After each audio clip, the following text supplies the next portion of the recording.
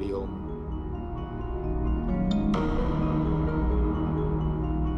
এখন ঠিক আছো? কারা আপনারা? সিআইডি। বিনীতের শেষকৃত্যে দেখা হয়েছিল আমাদের। তুমি আগুনে ঝাঁপাতে যাচ্ছিলে, আমরা তোমাকে আটকেছিলাম, মনে আছে? ঝাঁপ দিতে যাচ্ছিলে, আমরা তোমাকে। এবার আপনাদের আমাকে আটকানোর বা বাঁচানোর কোনো দরকার নেই। যতক্ষণ বিনীতের খুনি ধরা না পড়বে তোমারও প্রাণের সংশয় আছে। আচ্ছা, একদম ঠিকঠাক বলো, ওই 12 জন রোগীর মৃত্যু কি তোমার গাফিলতিতে হয়েছিল? খবরদার বলছি, আমার ওপর এরকম নোংরা আর মিথ্যা অপবাদ দেবেন না। আমি নির্দোষ, আমার জন্য কেউ মরেনি। শান্ত হও, শান্ত হও। রাজাকে অনেক কষ্টে শান্ত করেছি, ওকে ডাকাবেন না। আপনি কে? আমার নাম শ্লোক। আমি রাজাকে এই খারাপ সময় থেকে বার করে আনবার চেষ্টা করছি। ও, তার মানে আপনি সাইকিয়াট্রিস্ট? সাইকিয়াট্রিস্ট নয়, সাইকি, মিডিয়াম। এই জগৎ আর অন্য জগতের সঙ্গে একটা সেতু ভেবে নাও। অন্য জগৎ? অন্য আবার কোন জগৎ? ওই আত্মাদের জগৎ। যদিও আমরাও একটা মাধ্যম। অপরাধ দুনিয়া থেকে নিয়ে জেলের ভেতর গারদের পেছনে পৌঁছানোর পুল। আপনারা আমাকে জেলে পাঠাবার চেষ্টা করছেন কেন? আমি তো রাজাকে আত্মাদের থেকে বাঁচাবার চেষ্টা করছি। রাজাকে আত্মার থেকে নয়, কেমিক্যাল পয়জন থেকে বাঁচানোর দরকার। আর বন্ধ করো তোমার এই ঢং, বুঝেছো? স্যার, ও কোন দিকে ইঙ্গিত করছে? ওই বুড়ো লোকটার দিকে, যে এসির নিচে দাঁড়িয়ে রয়েছে। ও কার কথা বলছে? আমি তো কাউকে দেখতে পাচ্ছি না। আমিও দেখতে পাচ্ছি না। মানুন বা না মানুন, এই ঘরের মধ্যে কোনো শক্তিশালী আত্মা আছে যে রাজার ক্ষতি করতে চাইছে। এক্ষুনি জেনে যাবেন।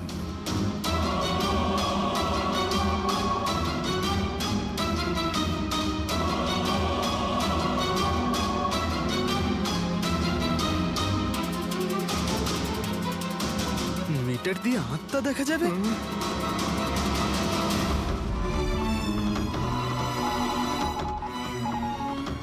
দেখলেন, ওই আত্মাটা এসির পাশেই আছে।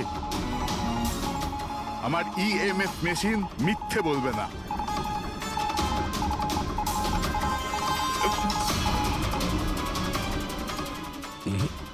তবে আমাদের ওই মিটার ভুল হতে পারে না, বুঝলে?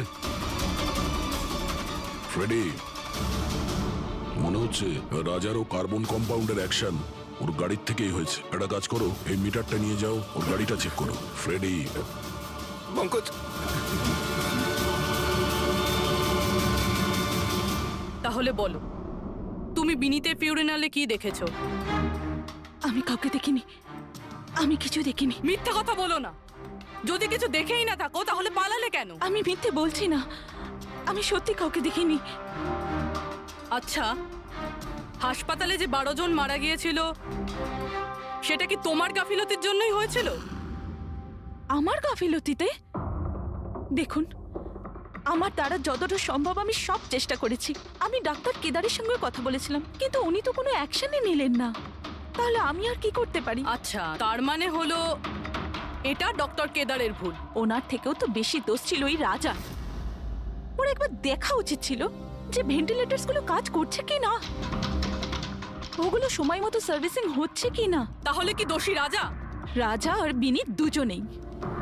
বিনীতেরও ভেন্টিলেটর সাপ্লাই করার আগে দেখে নেওয়া উচিত ছিল যে ওগুলো ঠিকঠাক কাজ করছে কি না। কতগুলো জীবন নির্ভর করছিল ওই ভেন্টিলেটরস গুলোর উপরে।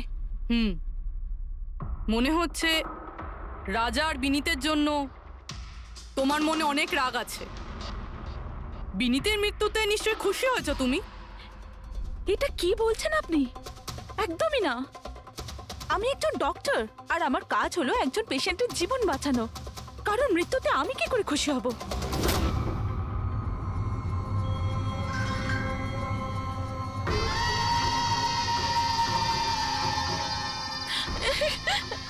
ও আবার এসে গেছে, ও আবার এসে গেছে।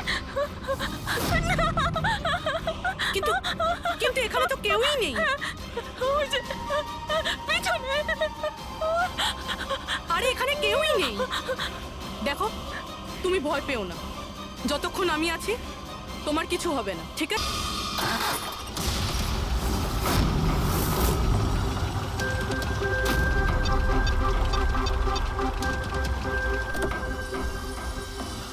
গাড়ির এসিতে তো কার্বন কম্পাউন্ড নেই। বাড়ির ভেতরে গিয়ে দেখা যাক, চল।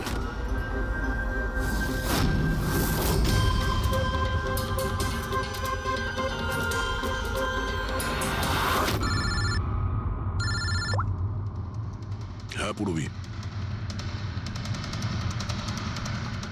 মেহেকের বাড়িতে কোনো কেমিক্যাল পাওয়া যায়নি?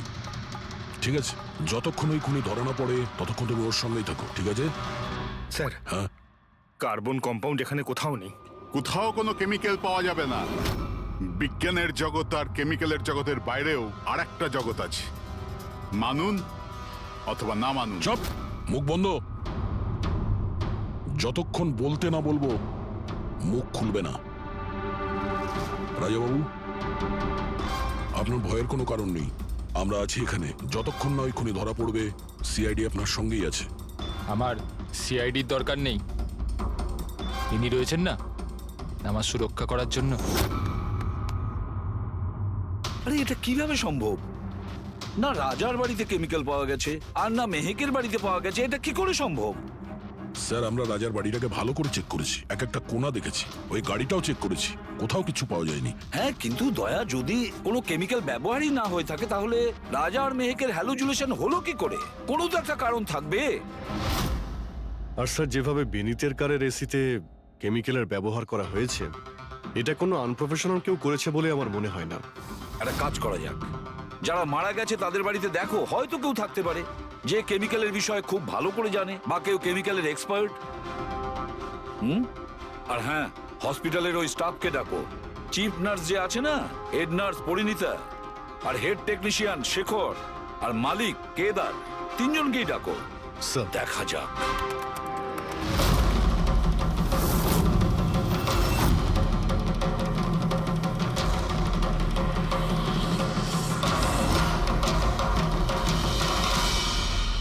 তোমার নাম শেখর, তাই তো? Yes sir. হসপিটালের হেড মেকানিক, মেইন টেকনিশিয়ান। তার মানে হসপিটালে যদি কোনো মেশিনে প্রবলেম হলে সবার প্রথমে তোমার কাছে খবর আসে। হ্যাঁ স্যার, ঠিক। তাহলে হসপিটালের ভেন্টিলেটর খারাপ ছিল সেটা তুমি জানতে না? স্যার, প্রথম থেকেই জানতাম। তাহলে কেন কিছু করনি? কাউকে কিছু বলনি কেন? হ্যাঁ, স্যার, এতে আমার কোনো দোষ নেই। তাহলে কার ভুল ছিল? স্যার, আমি প্রথমেই মেহেককে ভেন্টিলেটরের ব্যাপারে বলেছিলাম যে ভেন্টিলেটরসে প্রবলেম আছে আর যে কোনো সময় খারাপ হতে পারে। এটা তুমি ভেন্টিলেটর বন্ধ হওয়ার আগেই জানিয়েছিলে? ইয়েস স্যার, এক সপ্তাহ আগে। ম্যাম, আমি আপনাকে একটা নোটিশ পাঠিয়েছিলাম, ওয়ার্ডের ভেন্টিলেটরগুলো ঠিকমতো কাজ করছে না। ও, আমি তোমার চিঠিটা পড়েছি শেখর, তুমি টেনশন নিও না, আমি কিছু একটা করছি। কিন্তু ম্যাম, ব্যাপারটা খুব আর্জেন্ট। হ্যাঁ হ্যাঁ, আমি জানি। ডক্টর মেহেক, ইয়েস ম্যাম আপনাকে অ্যাকাউন্টস ডিপার্টমেন্টে এক্ষুনি ডেকেছে। ও হ্যাঁ, আসছি। Don't ma'am. ওয়ারি শেখর, আমি নিশ্চয়ই কিছু ব্যবস্থা নেব, পাক্কা। কিন্তু স্যার, উনি আমার কথাটা সিরিয়াসলি নিলেন না। হ্যাঁ, মেহেক ভেন্টিলেটরস খারাপ হওয়ার সময় পেশেন্টদের বাঁচানোর খুব চেষ্টা করেছিল, কিন্তু রাজা স্যার এত ঘাবড়ে গেলেন যে কিছু করতেই পারলেন না। শেখর বাবু, তুমি কতটা সত্যি বলছো আর কতটা মিথ্যে সেটা তো আমরা জেনেই নেব। স্যার, মেহেকের কোনো ভুল ছিল না, ও ভেন্টিলেটর খারাপ হওয়ার কথা আমাকে প্রথমেই বলে দিয়েছিল। তারপর আপনি কি করলেন? স্যার, আমি হসপিটালের অ্যাডমিন হেডকে বলে দিয়েছিলাম, রাজাকে, কারণ হসপিটালের যতগুলো মেশিন আছে সেগুলো দেখাশোনার দায়িত্ব অ্যাডমিন হেডেরই। তাহলে এই সমস্ত কিছু আপনি রাজাকে বললেন আর আপনার দায়িত্ব শেষ হয়ে গেল। আপনি তো এই হসপিটালের মালিক, তাই না? তাহলে এভাবে দায়িত্ব শেষ হয়ে যায় কি করে আপনার? স্যার, আমি আমার দায়িত্ব পালন করেছি, সেই জন্য তো আমি নিজে গিয়েছিলাম রাজার কেবিনে। রাজা, হ্যাঁ স্যার। এসব কি করছো? আরে এগুলো দরকারি নয়, এতগুলো রোগীর শ্বাস প্রশ্বাস ভেন্টিলেটরের সাহায্যেই চলছে, আর তুমি এখানে বসে আছো। আরে কিছু করো। হ্যাঁ স্যার, আমি এক্ষুনি সাপ্লাইয়ের সাথে কথা বলে ভেন্টিলেটর চেঞ্জ করে দিচ্ছি। প্লিজ প্লিজ তাড়াতাড়ি করো। স্যার, আমি বুঝতে পারছি না যে ও ভেন্টিলেটর কেন পাল্টালো না। আমি অবাক হচ্ছি স্যার যে কেউ কেদারবাবুর দিকে আঙুল তুলছেন না। সবাই রাজা, বিনীত আর মেহেকের পিছনে পড়ে আছে, সেটাই মেহেকের তো, পিছনে পড়ে। হসপিটালের মালিক না কেদার বাবু? তাহলে এই সমস্ত কিছুর দায়ভারও কেদার বাবু আপনার। কিন্তু স্যার এবারে আমি নিজে গিয়ে তো ঠিক করতে পারি না ভেন্টিলেটর। স্যার আমার কাজ হলো কনসার্ন ডিপার্টমেন্টকে ইনফর্ম করা, আর আমি সেটা করে দিয়েছিলাম। বরং আমি বিনীতের সঙ্গে নিজে কথা বলেছিলাম। আমি ওকে বলে দিয়েছিলাম যে যদি এগুলো রিপেয়ার করা যায় তো রিপেয়ার করুক, না হলে চেঞ্জ করে দিক। কিন্তু ও কোনো অ্যাকশনই নিল না। এ কোনো অ্যাকশন নেয়নি, সে কোনো অ্যাকশন নেয়নি, আপনি কি অ্যাকশন নিয়েছিলেন? আর দোষ দিচ্ছেন বিনীতকে, যে কিনা মারা গেছে, বা রাজার, যে উত্তর দেওয়ার পরিস্থিতিতে নেই। স্যার যেটা সত্যি ছিল ওটা আমি আপনাদের বলে দিলাম, সেটা এবার মানবেন কি মানবেন না স্যার আপনাদের ব্যাপার। পরিণীতা স্যার। হসপিটালের হেড নার্স, তাহলে তুমি হসপিটালের ব্যাপারে নিশ্চয়ই সবকিছু জানো। হ্যাঁ স্যার। তাহলে এবার সত্যি করে বলো, এই যা কিছু হয়েছে কার গাফিলতির কারণে হয়েছে? তাড়াতাড়ি বলো। হ্যাঁ স্যার, বলছি।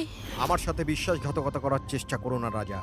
আর হ্যাঁ, যদি মেশিনে কোনো ফিজিক্যাল ড্যামেজ থাকে তাহলে সেটা ওয়ারেন্টিতে আসে না। যদি তোমার নতুন ভেন্টিলেটর চাই তাহলে তোমাকে পুরো কস্ট পে করতে হবে, বুঝেছো? আমি তোমার থেকে বাজে লোক আজ অব্দি আমার জীবনে দেখিনি। এবার থেকে না তো আমাদের হসপিটাল তোমার থেকে কিছু কিনবে, না তো শহরের আর কোনো হসপিটাল। শোনো, এসব হুমকি অন্য কাউকে দেবে। তুমি জানো না আমি কে, যা করার করে নাও।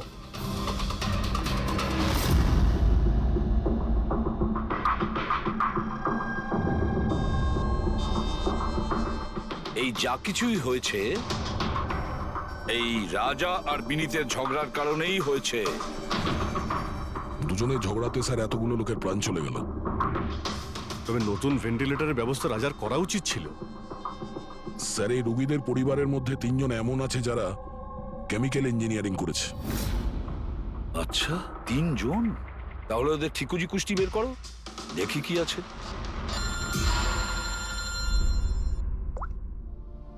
Hello ACB Pradyuman.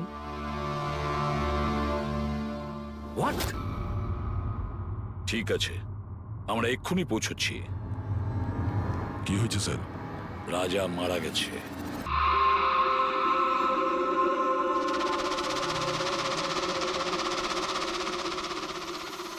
দয়া, এর মৃত্যু তো মাথায় চোট লাগার কারণেই হয়েছে।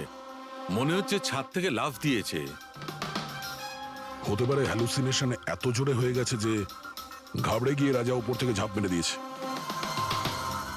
আর তুমি খেয়াল রাখছিলে না এর? এই খেয়াল রেখেছো তুমি? হ্যাঁ স্যার রাজা তো একদম শান্ত হয়ে শুয়ে পড়েছিল। আমি কি করে জানবো যে হঠাৎ করে উঠে পড়বে আর আত্মহত্যা করে ফেলবে? যখন এটা হয়েছিল তুমি কোথায় ছিলে? হ্যাঁ স্যার আমি অন্য ঘরে শুয়েছিলাম। তখনই আমি রাজার জোরে জোরে চিৎকার শুনলাম। আমি এই আত্মাদের সহ্য করতে পারছি না, আমার নিস্তার চাই, মুক্তি চাই। আর যতক্ষণ আমি ওর কাছে পৌঁছবো ততক্ষণ ও ছাদ থেকে পড়ে গেছে। বাহ, কি অদ্ভুত ব্যাপার! রাজাকে একলা রেখে তুমি নাকে তেল দিয়ে ঘুমোচ্ছিলে? হ্যাঁ, আমি তো মনস্থির করেই ছিলাম ঘুমোবো না। কে জানে কিভাবে ঘুমিয়ে পড়লাম। নিশ্চয়ই আমাকে ওই আত্মাগুলোই ঘুম পাড়িয়ে দিয়েছিল। আপনি আপনি এটা দেখুন স্যার, মিটারের রিডিং কত বেড়ে গেছে। আমারও কিন্তু একটু ক্লান্তি ভাব লাগছে স্যার। আর দ্বিতীয়বার যদি আমাকে এই মিটার দেখিয়ে দিস না তাহলে মনে রাখিস। দয়া, 1 মিনিট ভাই, একটু মিটারটা দেখি। এই নিন। এই মিটারটা আমি রাখছি। হ্যাঁ, আমি ফেরত দিয়ে দেবো পরে। ঠিক আছে স্যার, কিন্তু দিয়ে দেবেন। হ্যাঁ, দিয়ে দেবো দিয়ে দেবো। বরং এখন তুমি বাড়ি গিয়ে একটু আরাম করো। ক্লান্ত হয়ে গেছো, একটু দুর্বলও লাগছে। হ্যাঁ হ্যাঁ স্যার। ঠিক মতো ঘুমও হয়নি। যাও যাও, আরাম করো। এটা কি ডক্টর সালুকে? ওকে যেতে দিলেন আর এই মিটারটা রেখে দিলেন? দয়া, এই যে মিটারটা না, এটা খুব কাজের জিনিস।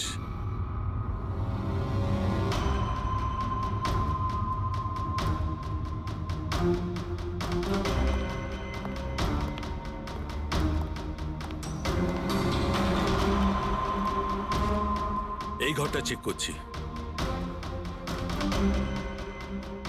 হ্যাঁ ডক্টর, নেই। ওপরে যাওয়া যাক।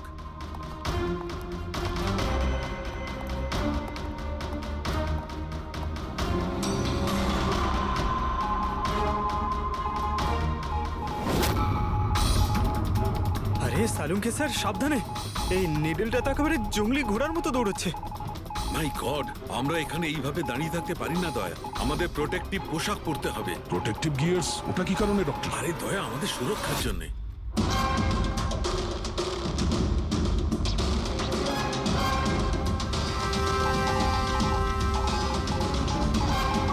এই দেখো, সবচেয়ে বেশি মিটার রিডিং এখানেই পাওয়া যাচ্ছে, এই এসিটার নিচে। মনে স্যার ওই পঙ্কজ, খবরদার খবরদার যদি আত্মার নাম নিয়েছো। স্যার এই মিটারটা কোন দিকে ইঙ্গিত করছে? বলছি বাইরে চলো, বাইরে চলো।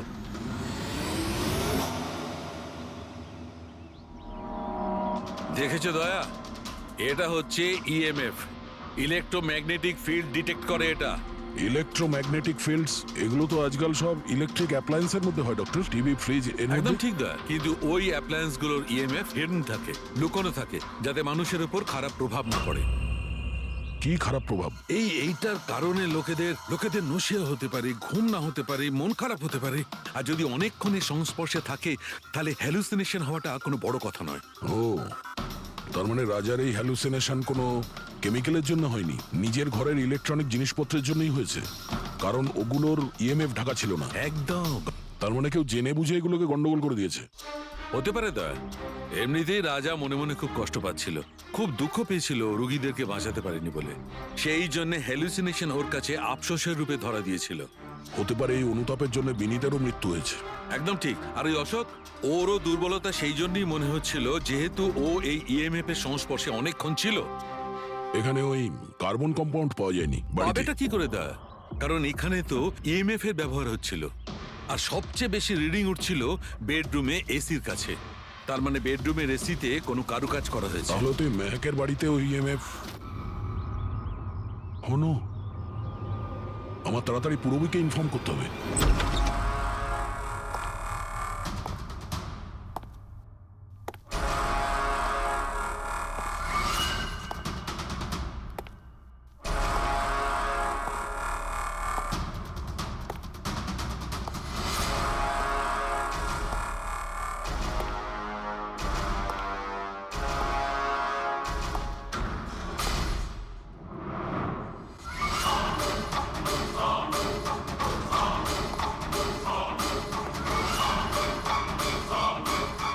আমাকে একবার মেরে শান্তি হয়নি তোমার? আমাকে আবার মারতে এসেছো?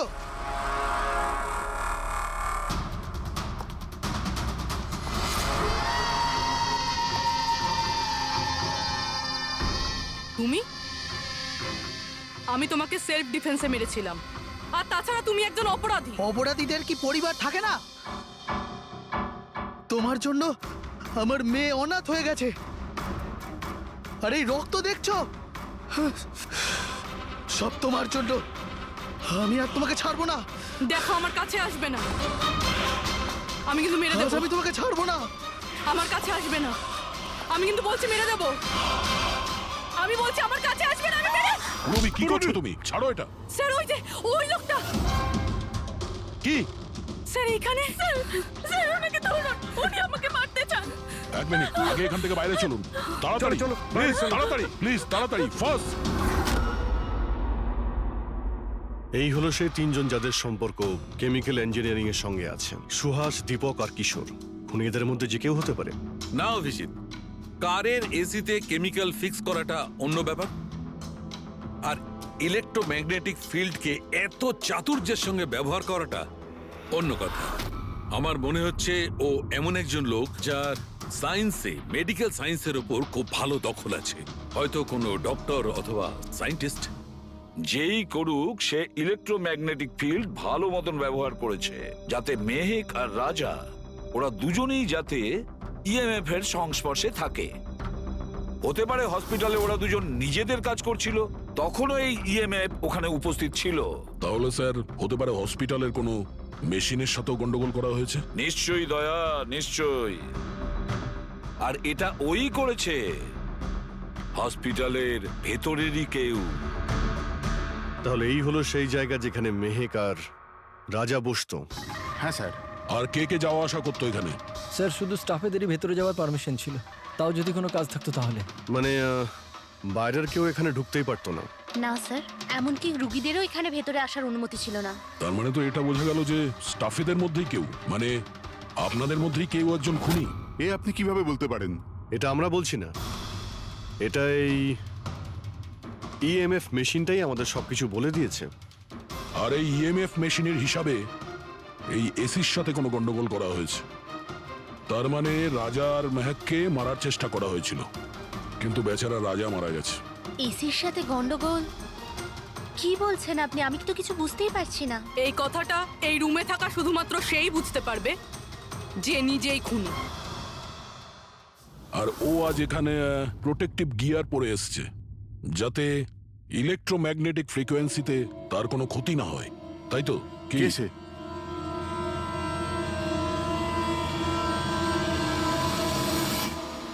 এদিকে এসো।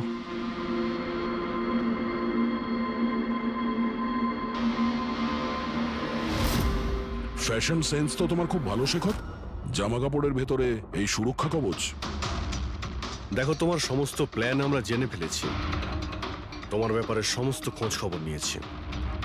তুমি এখানকার এমন একজন টেকনিশিয়ান যে এসির সঙ্গে কোনো গন্ডগোল করতে পারে।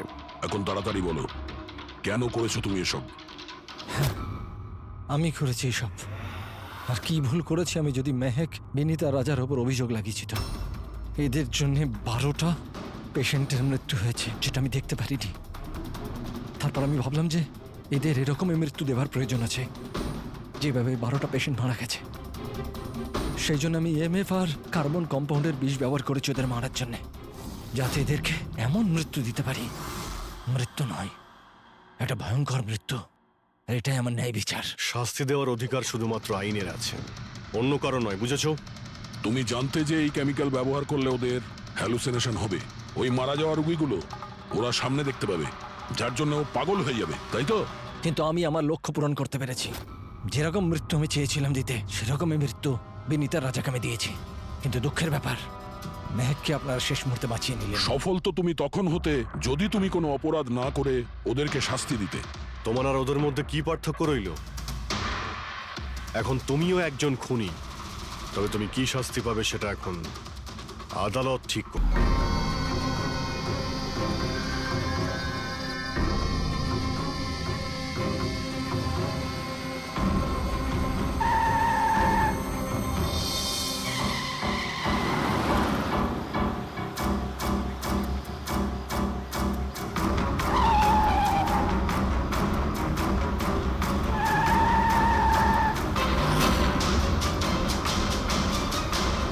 চলন্ত গাড়িতে ঘুমানো ভালো কথা নয়।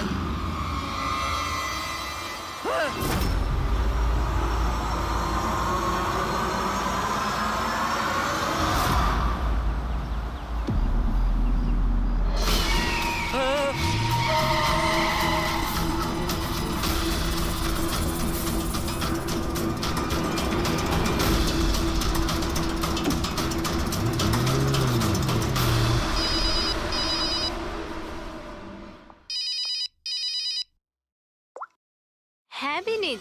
লীলা হেল্প মি, লীলা, লীলা হেল্প মি। কি হয়েছে বিনীত? তুমি এত টেনশনে কেন? লীলা, এরা আমাকে মেরে ফেলবে। লীলা, কে মেরে ফেলবে বিনীত? তুমি কার কথা বলছো? লীলা, আই থিঙ্ক আমি জীবনে আর কখনো তোমার সাথে দেখা করতে পারবো না। লীলা, বিনীত, বাজে বকা বন্ধ করো।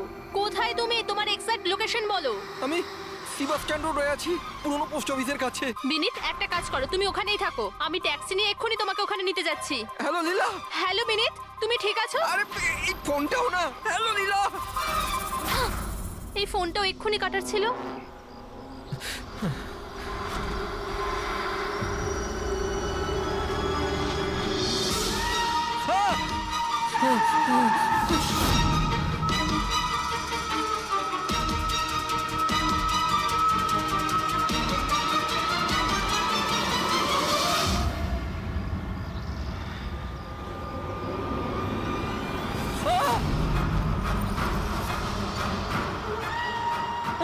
হে ভগবান, প্লিজ হেল্প মি। আমাকে আমার বাড়িতে ঠিক মতো পৌঁছে দাও প্লিজ।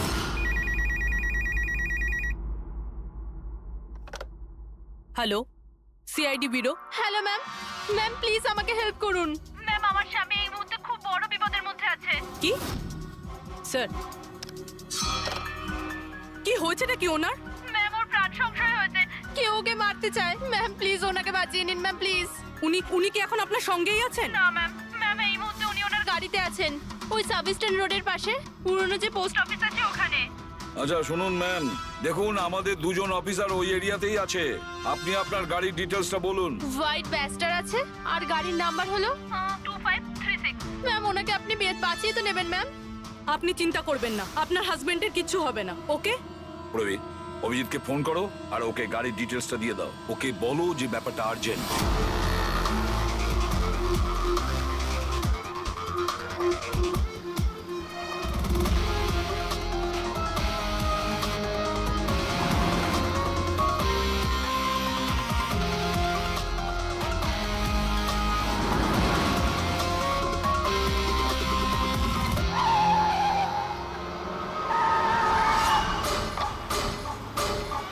হ্যাঁ হ্যাঁ, এই নাম্বারটাই। ও গাড়ি এইভাবে কেন চালাচ্ছে? এ তো অ্যাক্সিডেন্ট করে দেবে।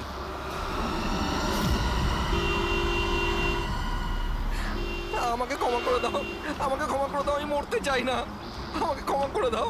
কার সঙ্গে এ কথা বলছে? গাড়িতে তো কেউই নেই। আরে বিনীত, কার সঙ্গে কথা বলছো? গাড়িতে তো কেউ নেই। হয়ে গেছে তোমরা, তোমরা দেখতে পাচ্ছ না এতগুলো লোক আমাকে ডাকছে? করছে কি? আমাকে ক্ষমা করে দাও, আমি মরতে চাই পাগল না। হয়ে গেছে মনে হচ্ছে। বিনীত, বিনীত, বিনীত, তোমার অ্যাক্সিডেন্ট হয়ে যাবে, গাড়িটা থামাও বলছি।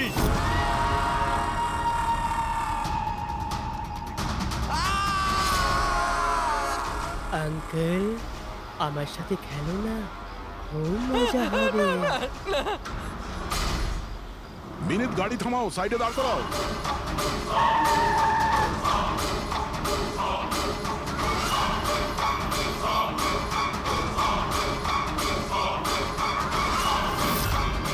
দাঁড়িয়ে যাও। বিনীত, বিনীত,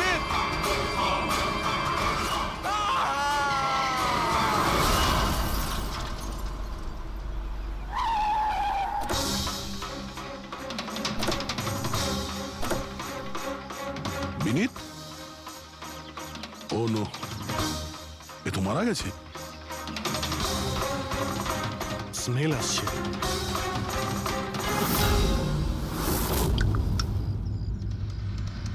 মদ। ড্রিঙ্ক করে গাড়ি চালাচ্ছিল, কিন্তু ও গাড়িতে কথা বলছিল কার সাথে? মদের নেশায় ভুলভাল বকছিল। মদ খেলে তো এটাই হয়, অ্যাক্সিডেন্ট। আপনি তো আমাকে কথা দিয়েছিলেন না যে বিনীতের কিচ্ছু হবে না, তো এটা কি হয়ে গেল?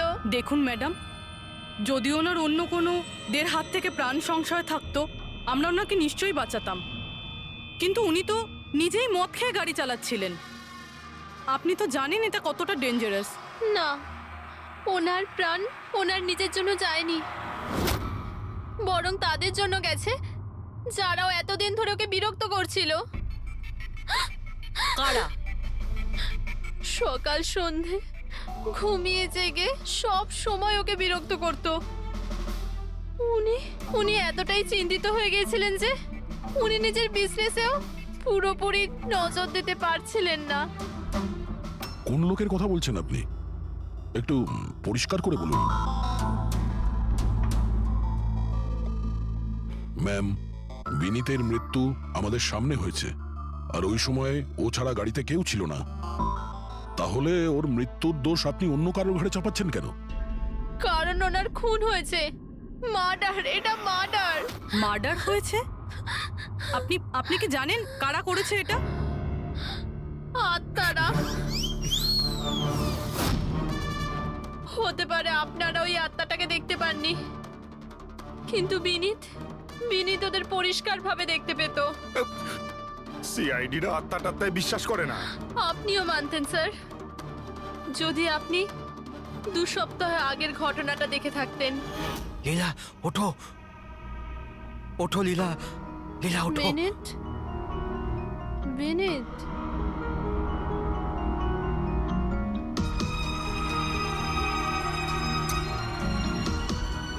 বিনীত,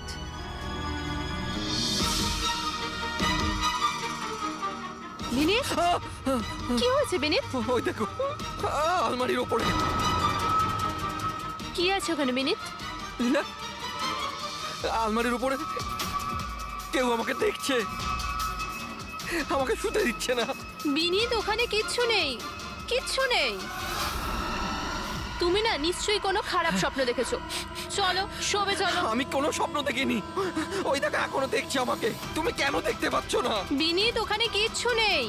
তোমার শরীর ঠিক নেই বিনীত, চলো তুমি এসে শুয়ে পড়ো। চলো, কিচ্ছু নেই বিনীত। তুমি না খারাপ স্বপ্ন দেখেছো, তার জন্য এরকম হচ্ছে। সরি সরি, আমাকে ক্ষমা করে দাও প্লিজ। 1 মিনিট।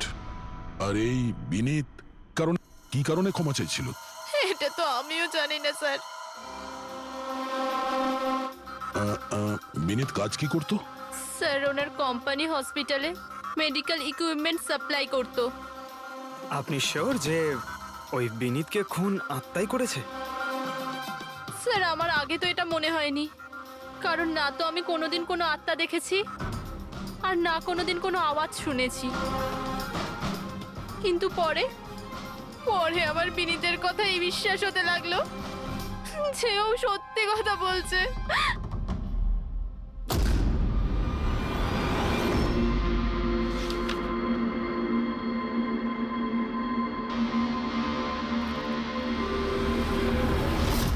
হ্যাঁ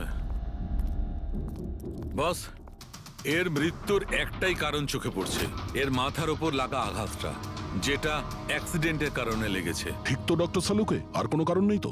হ্যাঁ, দয়া, ভিসেরাল স্যাম্পলকে চেক করা এখনো বাকি আছে, কিন্তু প্রাইমা ফেসি তো এটাই বলছে মৃত্যুর কারণ অ্যাক্সিডেন্ট। আর বস, এর রক্তের মধ্যে আমি অ্যালকোহল অনেকটা বেশি মাত্রায় পেয়েছি। ও, আমার মনে হচ্ছে সেই কারণেই ওর হ্যালুসিনেশন শুরু হয় আর ও ধাক্কা মেরে দেয়। তার মানে হলো এটা কোনো খুনের ব্যাপার নয়। আমরা চাইলেই ওদের বডিটা ফেরত দিয়ে দিতে পারি। যদি কোনো ডাউট থাকে সেটা ভিসেরাল স্যাম্পল থেকে জানা যেতে পারে। কি জানি স্যার, আমার কেমন যেন মনে হচ্ছে যে এই কেস অতটা সোজা নয়। কারণ আমরা যখন লীলাকে জিজ্ঞাসা করলাম যে এই বিনীত কার কাছে ক্ষমা চাইছিল, তখন কথাটা এড়িয়ে গেল। আমরাও কি শেষকৃত্যে যাব নাকি? ওখানে আত্মীয়রাও থাকবে, বন্ধুরাও থাকবে, অনেকেই থাকবে। যদি কিছু জানতে পারা যায়। যাও, নিশ্চয়ই যাবে ফিউরালে।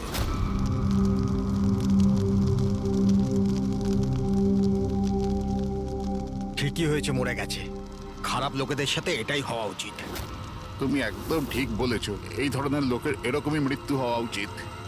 ব্যাস, আর ওই দিনটার অপেক্ষা করছি যেদিন ওই দুজনেরও চিতা জ্বলতে দেখব। ওই দিন আমি তোমাদের দুজনকে অনেক বড় পার্টি দেব। কি সমস্যা কি তোমার? হ্যাঁ, এখানে একটা শোক পালন করার জায়গায় উৎসব পালনের কথা বলছো তোমরা? কেন করব না উৎসব? আরে আসল উৎসব তো সেদিন হবে যেদিন এই দুজনেরও চিতা জ্বলবে। ওরা দুজনে চিতায় উঠুক কি না উঠুক, তুমি সিআইডি রাতে ঠিকই আসবে। স্যার, আপনারা যদি সিআইডির লোক হন তাহলে অপরাধীদের সাহায্য করার বদলে আমাদেরকে ন্যায় বিচার দেওয়া উচিত। 1 মিনিট। কি বলতে চাও পরিষ্কার করে বলো। স্যার, আমার নাম পুনিত, আর আমার বাবা পার্পল হসপিটালে ভর্তি ছিল। আমি ভেন্টিলেটরে ছিলাম। ডাক্তারবাবু, নার্স, ডাক্তারবাবু কোথায়? Relax. আমার বাবা মারা যাবে এক্ষুনি। প্লিজ ডাক্তারবাবুকে বলুন। কি হয়েছে? কেন চিৎকার করছেন? চিৎকার করবো না তো কি করবো? আমার বাবা ওখানে মারা যাচ্ছে আর আপনাদের স্টাফ এখানে বসে মাছি মারছে। আপনি আগে শান্ত হন প্লিজ। আপনি পেশেন্টের কাছে যান, আমি দেখছি। তাড়াতাড়ি করুন প্লিজ। হ্যাঁ, ম্যাম, একটা ঘটনা ঘটে গেছে। কি সমস্ত হয়েছে? ভেন্টিলেটর এক এক করে বন্ধ হচ্ছে। কি? হ্যাঁ ম্যাডাম, আমাদের দুজন ডাক্তার ম্যানুয়ালি অক্সিজেন দেওয়ার চেষ্টা করছে। ম্যাডাম, সবার সাথে এরকম হওয়াটা ঠিক নয়। যদি ভেন্টিলেটর ঠিক না হয় তাহলে পেশেন্টরা মরে যাবে। আরে আস্তে বলো। আরে এটা হসপিটালের রেপুটেশনের ব্যাপার। এটা যদি পেশেন্টের বাড়ির লোকেরা জানতে পারে না তাহলে একটা ঝামেলা হয়ে যাবে। ডক্টর, আপনারা প্লিজ 2 মিনিট সময় দিন, আমরা সলিউশন বার করছি। ম্যাম, এক এক করে সব ভেন্টিলেটর বন্ধ হয়ে যাচ্ছে। তুমি যাও, বাকি ওয়ার্ডসগুলো চেক করো, যাও। Okay ma'am. আরে ওই আমাদের সাপ্লায়ার বিনীতকে ফোন করো না, ওই সব কিছু ব্যবস্থা করে দেবে। প্লিজ টেনশন নেওয়ার কোনো ব্যাপার নেই। ডক্টর মেহেক, হচ্ছে কি এসব? স্যার ভেন্টিলেটর সব বন্ধ হয়ে গেছে স্যার। আপনারা প্লিজ শান্ত হন, আমি কথা বলছি। স্যার, এক এক করে সমস্ত ভেন্টিলেটর বন্ধ হয়ে যাচ্ছে স্যার। কি, এটা কিভাবে হতে পারে? তো কোনো হসপিটালে ফোন করো না, ওখান থেকে আনাও। আরে রাজা, ফোন লাগাও। আর মেহেক, একটা কাজ করো, এখানে যে টেকনিশিয়ান আছে ওকে ডাকো। রাজা, কি হলো তোমার? তুমি কি শুনতে পাচ্ছ না স্যার কি বললেন? আপনারা কি ডিসকাস করে টাইম ওয়েস্ট করছেন? আমার বাবা মারা যাবে ওখানে। আপনি প্লিজ একটু শান্ত হন, আমরা এক্ষুনি যাচ্ছি। Please ma'am ma'am sir, ma'am very bad news. দুটো পেশেন্টের জীবন চলে গেছে, 5টা পেশেন্ট খুব ক্রিটিক্যাল অবস্থায় আছে। স্যার আজ আমাদের পরিবারের লোক আমাদের সাথে নেই, এর জন্য দায়ী শুধুমাত্র এই 3 জন লোক, বিনীত, মেহেক আর রাজা। আচ্ছা, এই বিনীত তো ইকুইপমেন্ট সাপ্লাই করতো, তাই না? হ্যাঁ স্যার। আর বাকি দুজন? স্যার যেদিন এই ঘটনাটা ঘটেছিল সেদিন মেহেক ডক্টর ইনচার্জ ছিল, আর রাজা হসপিটালে অ্যাডমিন সামলাতো। আচ্ছা, এনারা দুজনই কি শুধু হসপিটাল থেকে এসেছেন নাকি ওখান থেকে আরো অনেকে এসেছেন? এসছে স্যার, ওই হেড নার্স পরিণীতা, ওই শেখর যে মেনটেন্যান্সে ছিল, আর উনি ডক্টর কেদার, এই হসপিটালের মালিক। ঠিক আছে, এখন শান্ত হয়ে যাও। আমরা এই মামলার গভীরে যাব। যদি তোমার বাবার সঙ্গে কোনো অন্যায় হয় তো ন্যায় বিচার তুমি নিশ্চয়ই পাবে।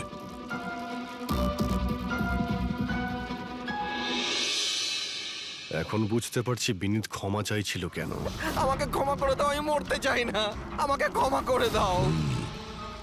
আর এটাও বুঝতে পারছি যে বিনীতের মৃত্যুতে সবাই এত খুশি কেন। তার মানে বিনীতের মৃত্যুর কারণ যে কেউ হতে পারে। আর বিনীতের পরে খুনির পরের শিকার এই এদের দুজনের মধ্যে কেউ হতে পারে।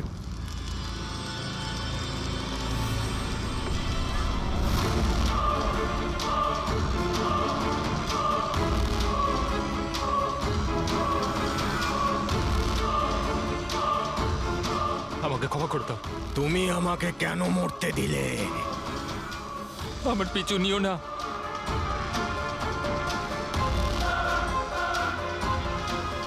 এরা এরা কথা কার সঙ্গে বলছে? আমার পিছু নিও না। আর সেই কাল্পনিক লোকগুলোর সঙ্গে যার সঙ্গে বিনীত কথা বলছিল। চাইলে তুমি আমাকে বাঁচাতে পারতে, কেন মরতে দিলে আমাকে? এবার তুমিও মরার জন্য তৈরি হয়ে যাও। আর এই মহিলারও একই কেস মনে হচ্ছে। ছাড়, ছাড় আমায়, ছাড় আমায়, আগুনের দিকে টানিস না। আমার কোনো দোষ নেই এতে। ছাড়, ছাড়, ছাড়, এই, ছাড় আমায়, ছাড় এই। আমায়, ছাড়, ছাড়, টানিস না আমায় আগুনের দিকে, ছাড়। আরে কি করছো নাকি? আরে, কি করছো? এদিকে এসো। আরে তুমি কি করছিলে? হ্যাঁ, আমি একটু ডিস্টার্ব আছি, এতে আপনারা কি করবেন? আমার ডিস্টারবেন্সের সাথে আমায় নিজেকেই লড়তে হবে। তুমি এদিকে এসো, একটু দূরে দাঁড়াও, ওই দিকটায় যাও। তাহলে অনেক লোক আছে যারা বিনীতের মৃত্যু সংবাদ শুনে আনন্দিত, হ্যাঁ? হ্যাঁ স্যার। আর এখন ওরা মেহেকার রাজার মৃত্যুর খবর শুনতে চাইছে। রাজা আর মাহাকের ব্যবহারটাও খুব একটা নর্মাল লাগছিল না স্যার, অনেকটা ভয়ে ভয়ে ছিল স্যার, বিনীতের মতো। স্যার ভিসারের স্যাম্পলের রিপোর্ট চলে এসেছে। গুড। কোনো গন্ডগোল আছে? হ্যাঁ, একজন সাধারণ মানুষের রক্ত যতটা লাল হয়, বিনীতের রক্ত তার থেকে অনেক বেশি লাল ছিল। ও, এখন বুঝতে পারছি যে বিনীত কেন আত্মা দেখতে পেল। কেন স্যার? পুরবী, মানুষের রক্ত যখন সাধারণের থেকে অনেক বেশি লাল হয়, তার মানে এইটা দাঁড়ায় যে ওই মানুষটি অনেক বেশি দীর্ঘ সময় ধরে কার্বন কম্পাউন্ডের সংস্পর্শে ছিল। আর এই কার্বন কম্পাউন্ডের কারণেই ওর হ্যালুসিনেশন হতো ভীষণ ভাবে। তার মানে কেউ জেনে শুনে বিনীতকে ওই কার্বন কম্পাউন্ডের সংস্পর্শে এনেছিল, যার ফলে বিনীতের মানসিক অবস্থা খারাপ হয়ে গেল আর ওর মৃত্যুর কারণও হয়ে গেল। স্যার, এই খুনি এই কার্বন কম্পাউন্ড পেল কোথায়? এই আমাদের আশেপাশেই সব জায়গায় কার্বন কম্পাউন্ড ছড়িয়ে আছে। মডার্ন জীবনে আমরা যতগুলো মেশিনারি ব্যবহার করছি, ওই সবগুলো, প্রায় সবগুলো কার্বন কম্পাউন্ড ছড়ায়। হ্যাঁ, যে কেউ মেশিনের উপর এরকম কারুকার্য করে এটা করতেই পারে। তার মানে বিনীত গাড়িতে বসার আগে এরকম কোনো কেমিক্যালের সংস্পর্শে এসেছিল, যার জন্য ওর এইসব হ্যালুসিনেশন এইসব হচ্ছিল স্যার। ঠিক কথা বস। গাড়িটার এক্সস্ট সিস্টেমটা চেক করতে হবে। গন্ডগোলটা ওখানেই হয়েছে।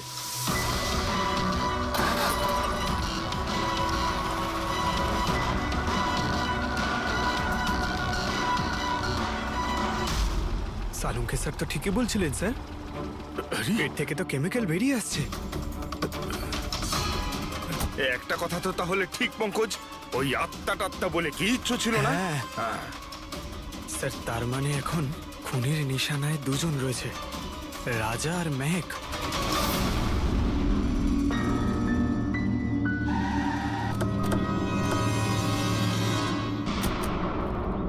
শ্মশানে রাজার ব্যবহারটা খুব একটা ঠিক ছিল না, এখনো ওর মানসিক অবস্থা ঠিক নয়।